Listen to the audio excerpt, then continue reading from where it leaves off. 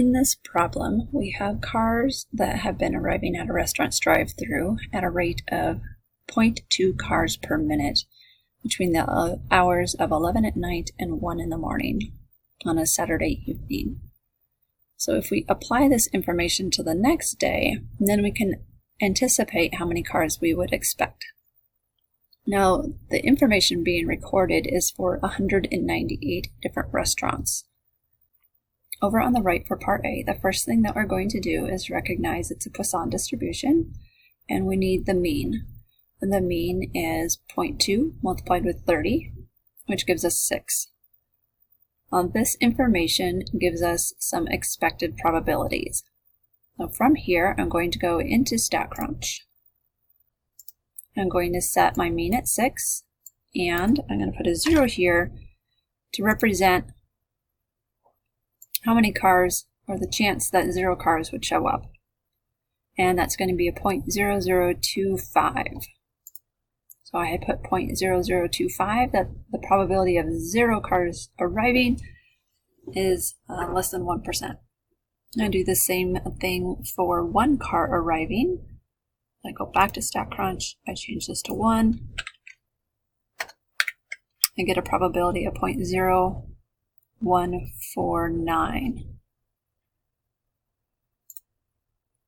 0.0149. And I continued to create this table with StatCrunch.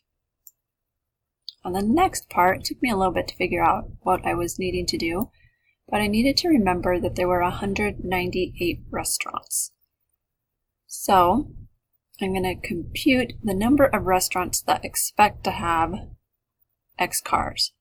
And in the very first row of this table, it says 0 cars, and I have a 0 here for number of restaurants. Now you're wondering how I got that value, and I used a calculator.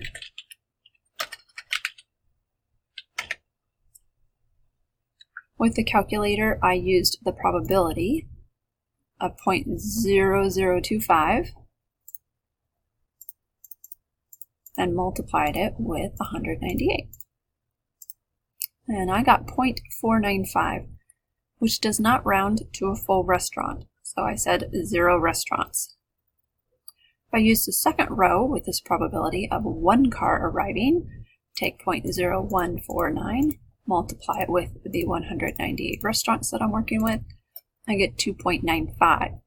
But when I come down in my table, I put 3 because 2.95 rounds to 3.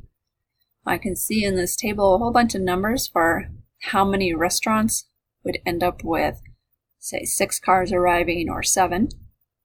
If I add all of these values together, I will have 197, and that's because when I put my probabilities in my table above, there was some rounding going on, and so I end up with 1 restaurant short, but I don't adjust anything. In part C, you'll see I got one of these questions wrong at first because I didn't understand what they were asking for. It said, compare these results with the number of arrivals after advertising. Well, in this table here, this is the number of cars arriving at the number of restaurants. And this is what happened after the advertising blitz. I took this data and I loaded it into Excel. It's over here on the left-hand side. So 0 cars arrived at 0 restaurants. 1 car arrived at 5 restaurants. 2 cars arrived at 4 restaurants. So I created a different column here, and this is the total number of cars altogether. In this first row, if I have 0 cars arrive at 0 restaurants, then I have 0 cars.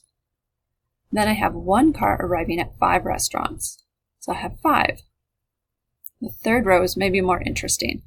I have 2 cars arriving at 4 different restaurants, which makes 8 cars, 2 times 4. So in Excel, I actually asked it to do this multiplication for me. I had it multiply the cell in column A with the cell in column B for me. And then I took that formula and just scrolled it on down, and I found out here are all the cars arriving at the restaurants. This added up to 1,337. And that is what was wanted here. What is the observed total number of arrivals? Then I took what is the expected total number of arrivals. So I did the same thing in Excel, but with the expected table that I had created in Part B. And I ended up with a total of 1,171 cars. So without advertising, we expected only 1,171. But with advertising, we ended up with about 140 more cars, and I would say that the advertising campaign was effective.